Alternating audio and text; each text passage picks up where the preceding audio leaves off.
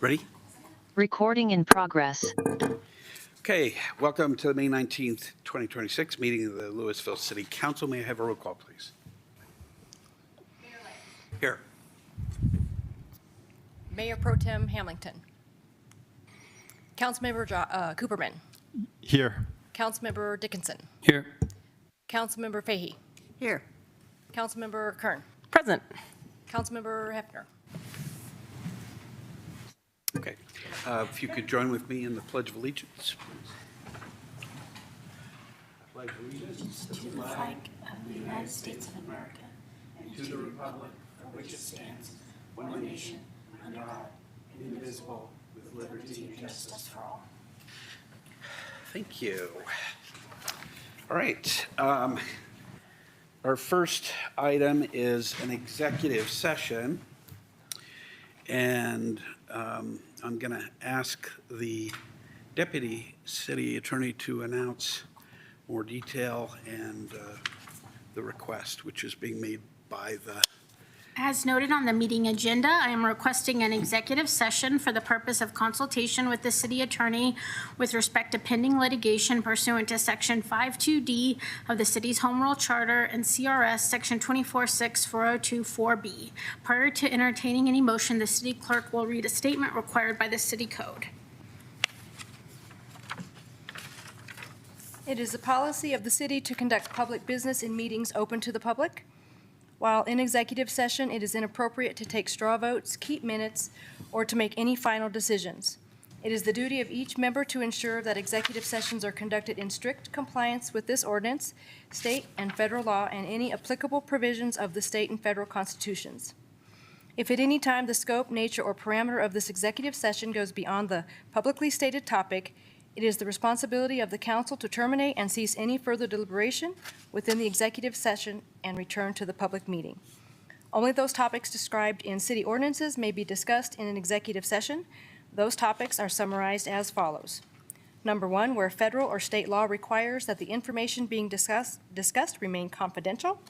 Number two, certain personnel matters involving only employees directly appointed by the city council and other personnel matters upon request of the city manager or mayor. 3, consideration of water rights and real property acquisitions and dispositions, but only as to appraisals, value estimates, and strategy. Number 4, legal consultation with an attorney representing the city with respect to pending litigation. Regarding the authority for the executive session, Section 52D of the Charter authorizes an executive session for the purpose of discussing pending litigation. An executive session for this purpose is also authorized by the Open Meetings Law, Section 246402-4B of the Colorado Revised Statutes. The request involves potential litigation involving a city contract. With that, Mayor, you may entertain a motion to go into executive session. I move to go into executive session for the purpose of discussing pending litigation, and that the executive session also includes City Manager Diana Langley, Deputy City Manager Sam Fox, Community Development Director Rob Zaccaro, Public Works Director Kurt Koer, Deputy Director of Public Utilities Corey Peterson, and Deputy City Attorney Melinda Cully. Can we get a roll call, please? Second. Any discussion? Go ahead.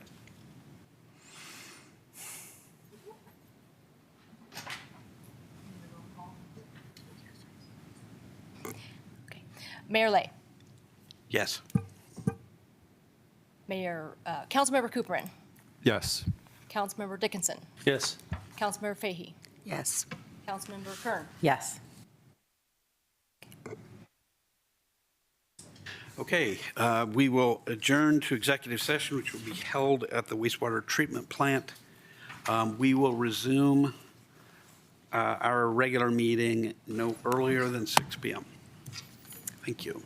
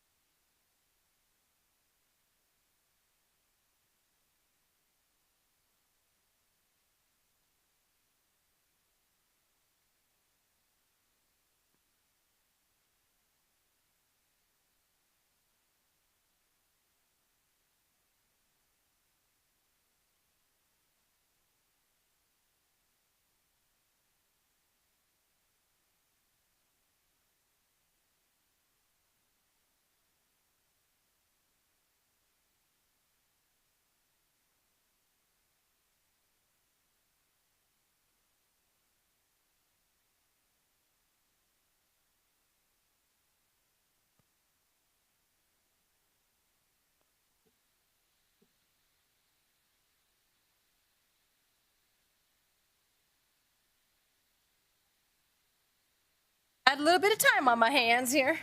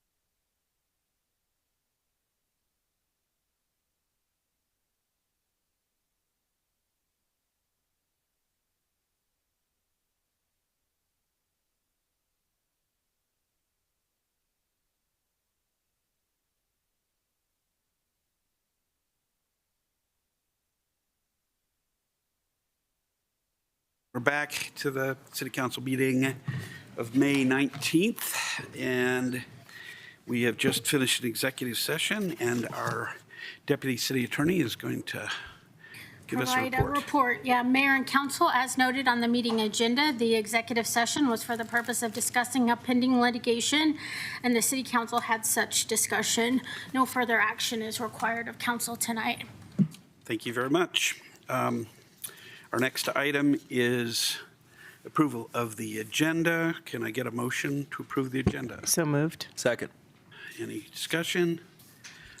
All in favor? Aye. Aye. Any opposed? All right. Do we have any public comment tonight? Yes, okay. I'll just, Kate, if you're interested in making public comment, you just fill out a card and come to give it to the clerk at the end of the dais. There you go.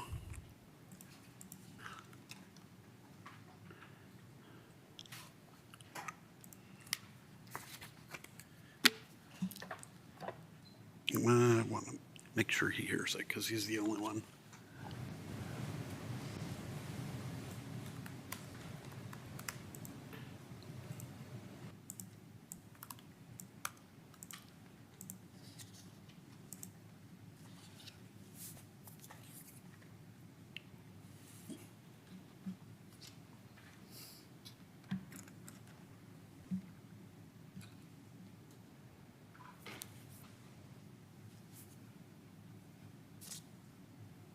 Right. When you are called, which you will be in just a second, just state your name, come up to the podium, state your name, and whether you are a Louisville resident. You've got up to 3 minutes to say what you'd like to say, and let us start. Yeah. So, good evening. Good evening. I'm John Eckhart. I live in Superior, actually, and I am the treasurer for a youth sports charity organization called the Lafayette Bobcats. We operate, as you might expect, out of Lafayette. Been with that organization for 3 years, but it's existed for, at least colloquially, like 60 plus years. There's literally generations of Bobcats that we run into when we're playing games or just out in the community. We obviously serve like a very large spread of socioeconomic people, and we donate a lot of our fees back to the youth so that they don't have to pay to play. That's an outlet, obviously, for them personally, a way for them to grow and develop as young people, an opportunity for their families to work, actually, while they're in a healthy activity. And we think we do a lot of good just broadly in Boulder County and in this community. We had a conversation with staff, and they were very helpful and they were very awesome about possibly putting a sign up at the Louisville Sports Complex or at Miners Field or something like that.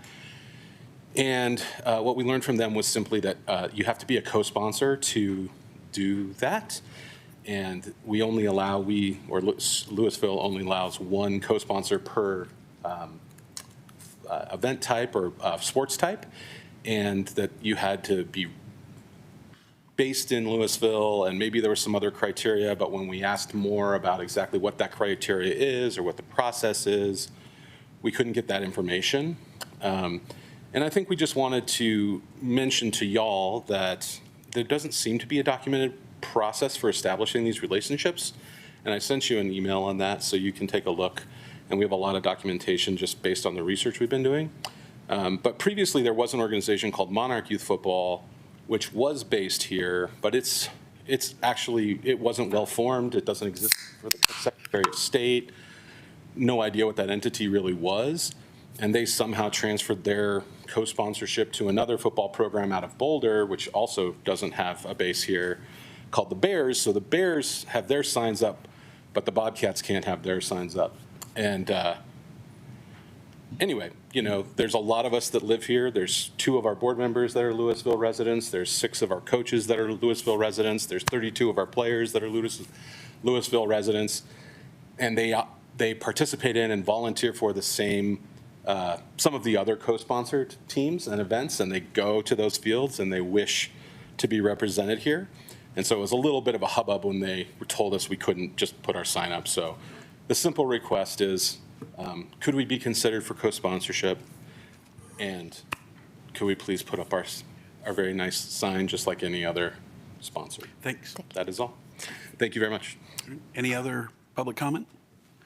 All right.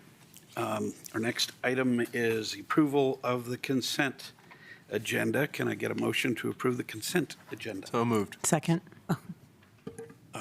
Any discussion? All in favor? Aye. Any opposed? All right, next is council informational comments and committee reports. Yes, Councilmember Kern. Thank you. So I had the opportunity, I think most of you know, to travel to Seattle with the Denver Regional Council of Governments for a peer exchange with the Puget Sound Council of Governments. They have had tremendous success in the Seattle metro region with housing and housing programs. That seems they're about 2 to 3 years ahead of us in a lot of the expansion and a lot of their really amazing public transit. All of the legislators as well as staff members in the region were incredibly hospitable to everybody who was there from DRCOG. There were many municipalities representing the Denver region. Louisville was represented, and so there were some interesting takeaways on inclusionary housing policies that they have found more effective, and that's something that we're going to be discussing and working on. So I'll look forward to adding a lot of the more of the details to the rest of council, so you guys will be informed. So it was just, and it was a really great opportunity also to just put a best foot forward for Louisville and regionally, right? Just making sure that everybody understands we're in this together with housing policies and plans and ideas on transit with our train coming. I'm very optimistic and positive on that one. So I just wanted to share that and let you know how successful it was. And there are definitely more detailed takeaways that I'll be able to share with the rest of you. Thanks. Other council informational comments?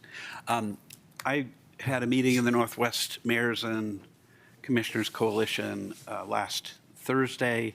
We went over a number of legislative matters. I think rather than summarize those here, I think there's going to be some good materials that come out of CML, Colorado Municipal League, and we'll pass those on.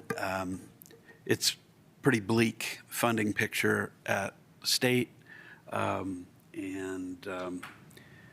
it's also at the federal level, there's money being held up for a variety of projects in the state, many of which touch our general area. And so we'll get back to you with more information on that. Anybody else? All right, we'll move on. Do we have a city manager's report? Yes, thank you. We just issued messaging just about an hour ago related to water conservation and encouraging voluntary compliance to water 2 days per week. And so we're requesting that of our customers. Also, Monday is Memorial Day, so many city facilities will be closed. And then just a reminder that the popular Touch a Truck event is scheduled for Saturday, May 30th at the Recreation and Senior Center. Thank you. Our first item of business is the first Citywide and Revitalization Commission 2026 budget amendments. Resolution number 48, Series 2026, a resolution amending 2026 budget by amending appropriations in General Fund, Conservation Trust, Lottery Fund, Historical Preservation Fund, Recreation Fund, Open Space Fund, Parks Fund, Capital Projects Fund, Water Utility Fund, Water Utility, Wastewater Utility Fund, Stormwater Utility Fund, Technology Management Fund, and Fleet Management Fund for carry forward or appropriations and additional appropriations within such funds, and adjusting budgeted revenue in the General Fund, Historic Preservation Fund, Open Space Fund, Capital Projects Fund, and Golf Course Fund. And with that, I will send it off to our Director of Finance. Always a mouthful, and I can feel the excitement. Good evening, Honorable Mayor and esteemed council members. Ryder Bailey, your Finance Director. With me this evening are Mahyar Mansourabadi, Financial Analyst, and Deputy Finance Director James Franks. We are all here this evening to present the city's and LRC's first budget amendment for their respective 2026 budgets. This budget amendment is largely administrative. The primary purpose is to carry forward capital projects planned and previously budgeted appropriations from 2025 into 2026. The total amounts of these projects are not adjusted during this process, simply being carried forward into the subsequent year to allow for this important work to continue. The city's Finance Committee has reviewed this presentation at their April 16th meeting and supported the approval. Minor modifications since then will be called out on a slide later in this presentation. With all that, let's get going. Staff is seeking your support of the first budget amendment to the Cities and Revitalization Commission's 2026 budget. These amendments, again, are largely administrative in nature and primarily driven by the timing of planned and previously budgeted capital and utility projects, including the carry forward of the related grant revenues. Finance staff batches budget amendments from previously approved council items since the budget was last adopted in the fall. Today's amendment will be broken out into the following categories. Each bullet coincides with an appendix, A through F, in this order. The capital project carry forward, driven by timing, previously approved council adjustments to operational budgets and capital projects since the budget's original adoption, some staff recommended adjustments, adjustments to sources and revenues, adjustments to interfund transfers, and adjustments to the LRC's budget. Resolutions 48 and 49 attached to today's packet are the official amending document and present the amendment by fund. The fund level is the city's legal level of budgetary control. The resolutions present budget changes summarized by fund, and the appendices to the resolution present detailed line item. This is the greatest level of detail. In total, the city portion of the amendment increases current year expenditure budget by $51.5 million, offset by revenues of $28.2 million, for a net impact of $23.3 million. Again, this is primarily due to the timing of capital projects, funds not expended in the prior year available to fund projects at various stages of completion. The LRC amendment will increase their appropriations by $2.9 million, offset by $161,350, for a net impact to the LRC fund of $2.8 million. This item was presented to the LRC at their April 8th meeting and was supported for your approval. The next few slides correspond to the appendices attached within the docketed materials. Beginning with A, this administrative portion and largest portion of the budget entry carry forwards appropriation from last year into the current year for capital projects that council approved in 2025, but for various reasons extended into 2026. This section of the budget amendment makes up the bulk of this evening's budget amendment. Detail by account line or project can be found within Appendix A. I'm going to stay within Appendix A just for a moment and highlight a few of the examples of the continuing projects into 2026 that make up the significant portion of this entry. These are various decarb projects, front and center project, Highway 42 corridor, facilities generators. A lot of these you can see are externally funded. The affordable housing set-aside carry forward, South Street underpass, the utility replacement project, Sid Copeland water treatment plant has a couple projects in there, and the wastewater treatment plant as well. As mentioned earlier, Finance monitors council meetings for approved budgetary adjustments and batches these previously approved council adjustments throughout the year. This section of the budget amendment contains those adjustments. Further detail, including the council's specific approval dates, can be found in Appendix B. A few examples pulled from there are the rail car purchase approved on February 3rd, the increased chamber contract on April 7th, the pickleball conversion amendment on January 6th, and the sales tax software amendment on March 24th. Staff is proposing some appropriation adjustments to 2026 expenditures. We're proposing to reduce the museum grant expenditure line item to align with the actual grant award, appropriations to replace a police vehicle, and adjusting a golf resale merchandise line item to align with trends. This detail can be found in Appendix C. Adjustments to revenues and sources are found in Appendix D. In the general fund, this is largely composed of proceeds from the 101 West Cherry sale, and the Historic Preservation Fund, proceeds from the 1016 Main Street sale. The other fund revenues are largely grant revenues, which fund capital projects like the generators, Highway 42 project, decarb, and capital contributions from LRC to fund the front center project. Again, this detail is all on Appendix D. The net impact of this section, as you can see, is zero. However, appropriations are still necessary to shift funding between the funds. In this instance, the capital fund is the recipient of funding from the recreation and water funds for decarb and generator projects. Essentially, these expenses live in the capital fund and are being funded by these other funds via a transfer. These are both carry forwards from the prior year. The final portion of today's budget amendment is for the Louisville Revitalization Commission.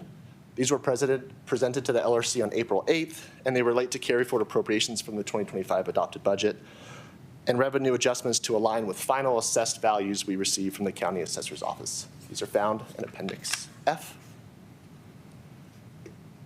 Staff has calculated the impacts of this amendment and confirmed that all funds with reserve requirements will remain in full compliance with city reserve policies. At a high level, today's entry is summarized at the aggregated group type. This is a way I like to see it because there's a lot of numbers. There's even a lot of funds, so you can summarize it all in one slide. I'll speak quick with this one. But you can see the general fund, it just kind of presents it in a different manner. You can see the general fund adjustments actually are greater than the expenditure fund. The special revenue funds, again, this is largely the sale of the property on Main Street with some carry forwards. You can see the capital fund has a lot of carry forward grants, but a lot of projects coming forward as well. Within the utility and golf funds, you can see they've essentially collected those projects funds with fees, and it hits the fund balance, and this is the timing of the expenditure of those capital projects. All right. Again, the Finance Committee reviewed and approved a draft of today's proposed amendment at their April 16th meeting. I would like to now highlight some minor changes that we have made since that meeting. We made an adjustment to account 101-121-62181 South Taylor Avenue. We decreased that by $25,000 to $75,000 to align with that council direction on March 3rd. We are increasing within the capital fund for federal grants by $525,000 to account for grant revenue received in the capital fund. And we're also increasing within the capital fund a vehicle account by $75,000 to replace a totaled patrol vehicle, offset by insurance proceeds of $25,000. These will be found in appendices C and D. The Finance Committee has reviewed and supported the approval of this amendment. I've reviewed the minor changes made since then. The LRC reviewed the adjustments to their budget at the April 8th meeting. This evening it is staff's recommendation for City Council to approve the proposed amendment to the city's 2026 adopted and Louisville Revitalization Commission's 2026 adopted budgets. I appreciate your time. I'm happy to answer any questions you may have. Thank you, Director. Any questions from council? Yes, Councilmember Cooperman.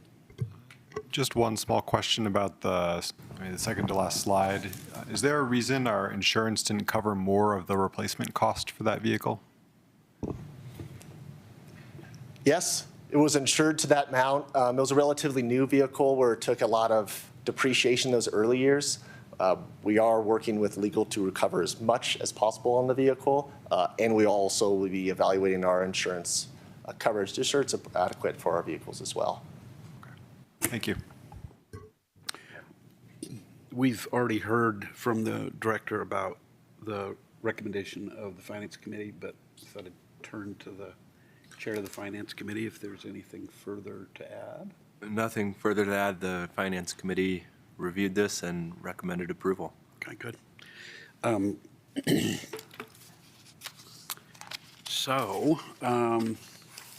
don't we take public comment if there is any? Do we have any public comment on this? No? All right.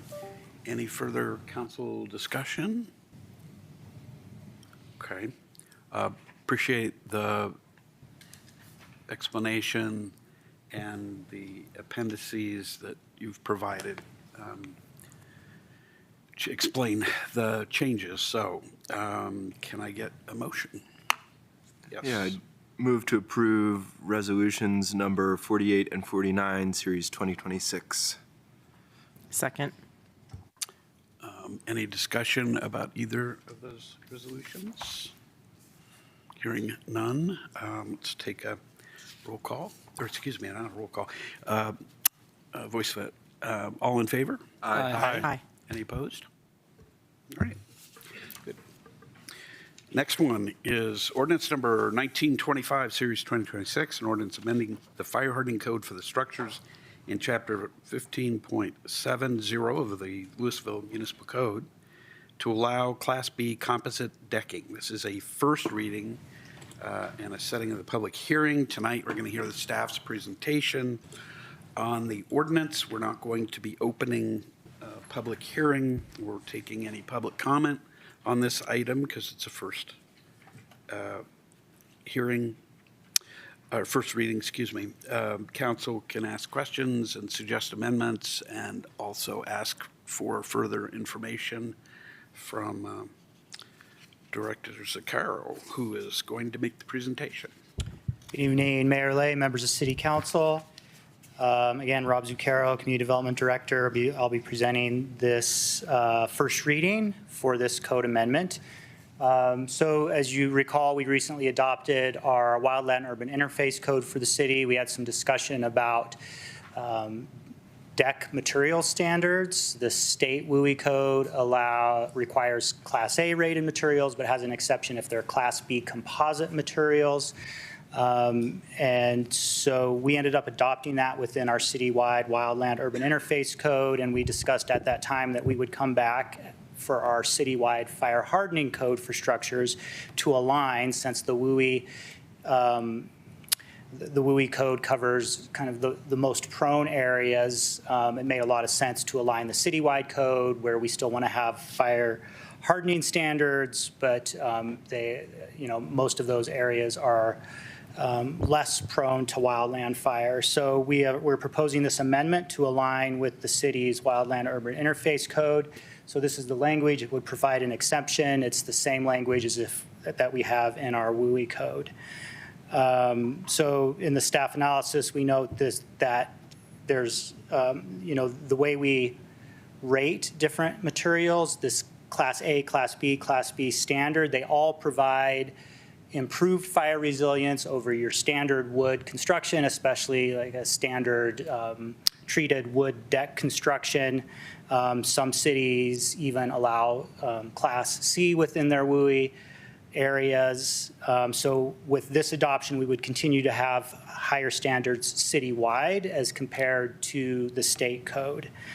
It also provides more material options and some cost savings for those who are building decks. We anticipate that'll lead to more permit compliance so that we have less people going out and building decks because of the cost or the material availability issues without a permit, which then we're not ensuring the safety of the deck or the fire hardening of the deck.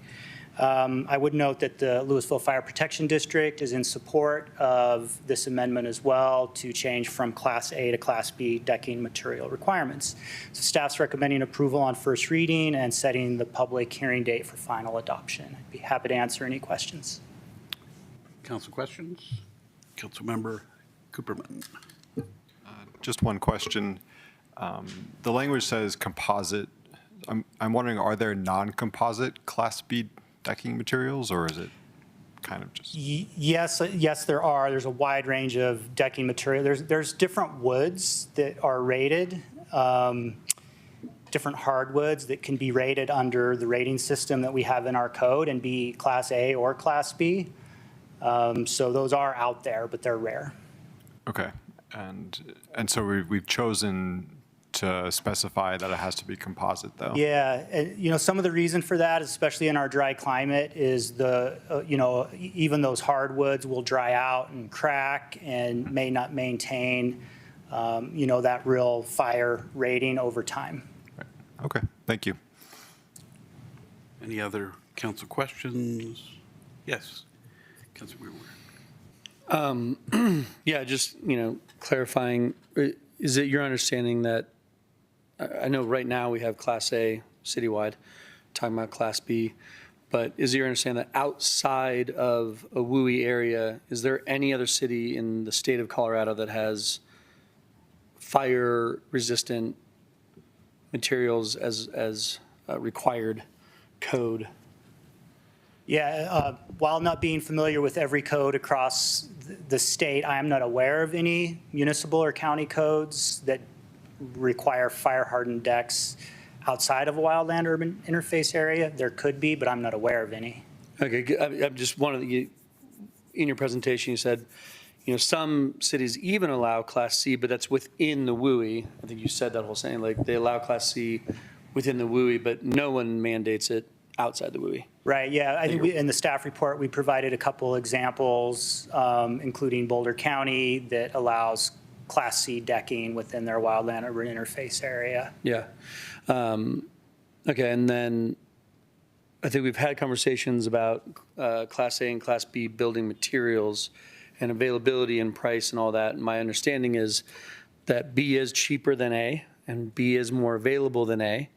But I also have heard that neither are readily available, like at Home Depot or Ace Hardware, that the majority of Class A and Class B materials are still harder to get than Class C, which Class C are easy to buy locally. Yeah, so I went back and looked at the research we did last year when we were discussing this previously. So the research we did last year for a theoretical 300 square foot deck, just for the material prices, we priced out the deck materials for Class A at about $7,500. Class B was $6,500, and Class C was about $3,900. We looked into material availability for A and B, and most of those were special order throughout our region. We didn't research Class C, but so I can't answer that directly if there's Class C readily available. I'm not sure. Okay. Yeah, because that's, I mean, we're at questions, so I think I think that answers my questions. Appreciate it. Is that information on Class C information you'd like to get by the second reading? Sure. If you don't mind, I think it's. Yeah, we can look at the same, home supply stores and lumber yards that we did with the original research and see what the Class C availability is, and we'll put those cost and availability tables back in the report that we had from the 2025 discussion. Yeah, I appreciate it. I think I remember the conversation A and B is like, when we kept A, right? It was like, oh, the difference in A and B is not that much. Like, you're not really going to save that much, and it's not that much more available. So we kept A, right? And then obviously with the WUI, we decided to go to B. But we haven't had the conversation really like full-throatedly, the difference between A and C, or at this point, B and C, and what that would mean for our residents when they're actually doing constructions. I think that would be good information. Any other questions, requests for information, requests for amendments? All right. Oh, Councilmember Curtin. Thank you. I think if we're going to have a discussion about potentially even looking at something other than a Class B, which I'm personally opposed to, but I think that the fire chief should be here and be prepared to speak on it and let us understand what potential additional risks with decks being so close to trees and other things, since we haven't created additional safe perimeters around homes, and see if it increases the risk for conflagration more or not. I appreciate that. Thanks. All right. Any other comments? All right. Can we get a motion on the first reading? Sure. I'll move that we move along ordinance number 1925, series 2026, for a second reading on June 2nd, 2026 at 6 p.m. Second. Any discussion? All in favor? Aye. Aye. All right, next item is ordinance number 1924, series 2026, an ordinance amending Title 17 of Louisville Municipal Code concerning accessory dwelling units in compliance with House Bill 241152. This is on for second reading. It is, again, ordinance, so we will have the 2 rounds of public comment when the time comes, and we'll open the public hearing. Staff presentation. Thank you, Jeff Hurt with Community Development, and all noticing has been met for this case. So there's this is a targeted update to our accessory dwelling unit ordinance to comply with state law. So I'll be fairly brief, but the specific issue is basically our size restrictions are in violation of state law in a very narrow set of circumstances. So our ordinance basically says that the accessory dwelling unit can only be 75% of the size of the primary unit. And so the issue arises in that the state law says in all cases we have to explicitly allow a 750 square foot ADU. So if your primary house happens to be 1,000 square feet or less, that 75% rule basically says your ADU shall be less than 750 square feet. It's a very narrow, specific targeted change, but we do need to address it to comply with state law. So our proposal is to essentially override the 75% rule. And so it applies if the house happens to be 1,000 square feet or less. You at minimum get a 750 square foot ADU. There's no other changes proposed to the ADU regulations. The size, the development standards, all of it stay the same. This is just about this one targeted change. And so to show an example of how this plays out, this table on the screen basically shows in the example of if your primary house is 900 square feet, The current code with that 75% rule would limit the size of the ADU to about 675 square feet. That's the violation of the state law right there. And so the ordinance corrects that and says, in this case, 750 square foot ADU would be allowed. And it also applies, the rule basically says that the ADU has to be smaller in size than the primary unit. We can do that under state law. So if the primary house happens to be 750 square feet, the ADU essentially has to be 749 square feet under this ordinance. So it's very targeted, very specific, but we do need to address it per state law. So staff does recommend approval of the ordinance as written, and I'm happy to answer any questions. Council questions? Yes, Councilmember Cooperman. I think just one question. This small change, it doesn't distinguish between attached and detached ADUs. Is that correct? No, same. Yep. Okay, thank you. Any other questions? Okay. We will take a first round of public comment. Do we have any public comment? All right. Back to council. Any questions? Any other comments? One more time to public comment. Any public comment? All right. So anybody would like to, I'm going to, well, ask for a motion here. Anyone want to make a motion? Okay, I'm going to close the public hearing. Go ahead. I move to approve ordinance number 1924, series 2026. Second. Okay, any discussion? I'll get a roll call, please. Councilmember Cooperman, Yes. Mayor Lay, Yes. Councilmember Fahy, Yes. Councilmember Dickinson, Yes. Councilmember Hefner, Yes. Councilmember Kern. Yes. Motion passes. We'll go on to ordinance number 1923, series 2026, an ordinance vacating an access easement located within Lot 1, Block 3, Red Tail Ridge, filing number 1, second reading. Do we first have any disclosures? Yeah, I'm going to excuse myself from this item and the next item because of a conflict of interest. I will see you all next time. Very good.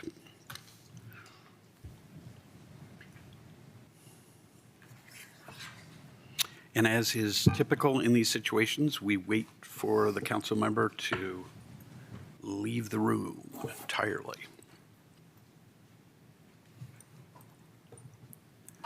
Which will take just a second.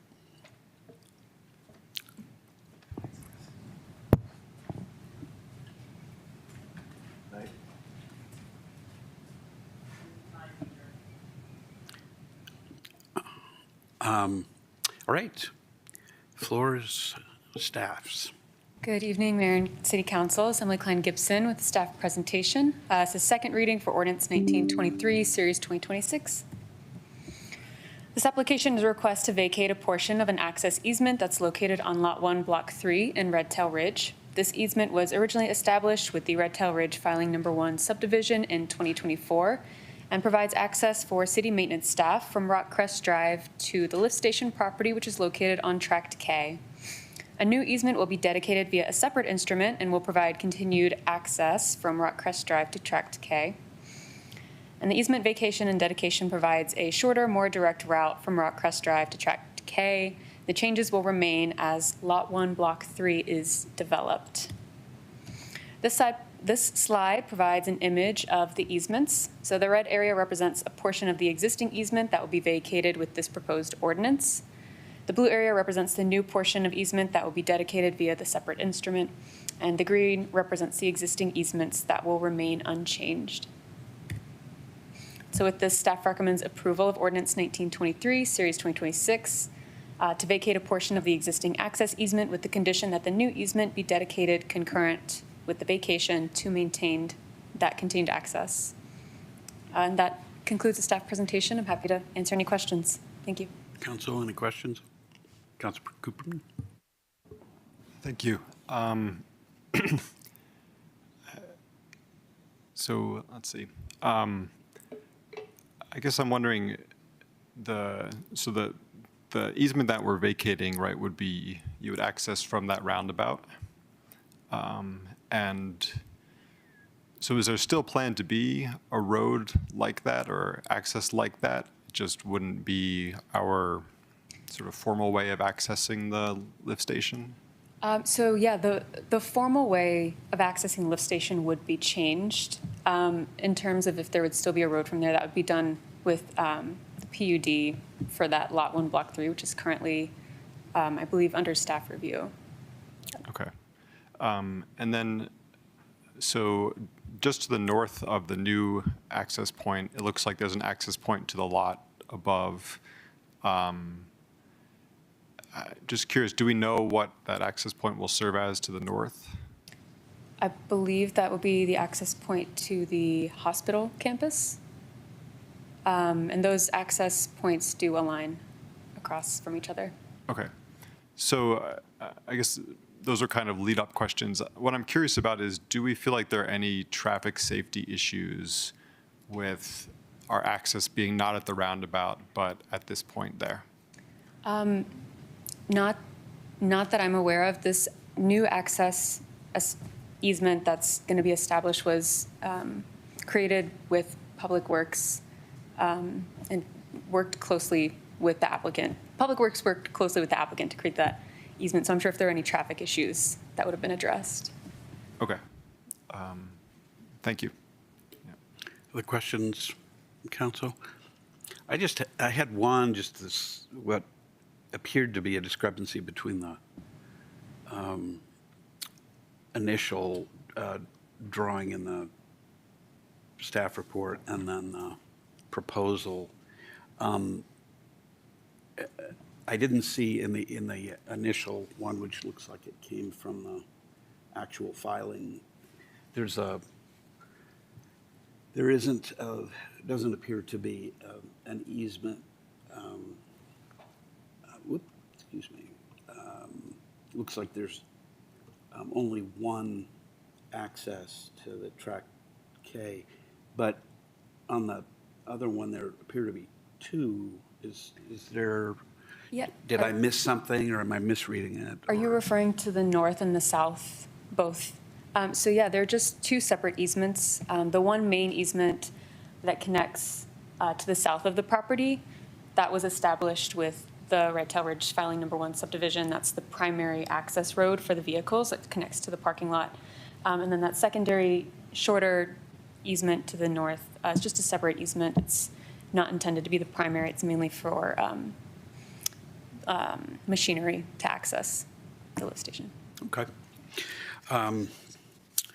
This is an ordinance, so we'll take a first round of public comment. Okay. Further council questions, thoughts, comments? All right, second round. None on the second round either. All right. So any other discussion by council? If not, would somebody like to offer a motion? I'll make a motion. I move that we approve ordinance number 1923, series 2026. Second. Any discussion? Okay. I have a roll call vote, please. Councilmember Kern. Yes. Councilmember Fahey. Yes. Councilmember Dickinson. Yes. Councilmember Cooperman. Yes. Mayor Lay. Yes. Right. Next one is ordinance number 1926, series 2026, an ordinance vacating an easement for a communications tower located within Red Tail Ridge, filing number 1. It's a first reading to set the public hearing. Again, we're going to get a presentation from staff, but there won't be any public comment. And council can ask questions and propose amendments and ask for any other material that would be useful during the second hearing, which is the public hearing. So. All right. Yeah, again, Rob Zucchero, Community Development Director.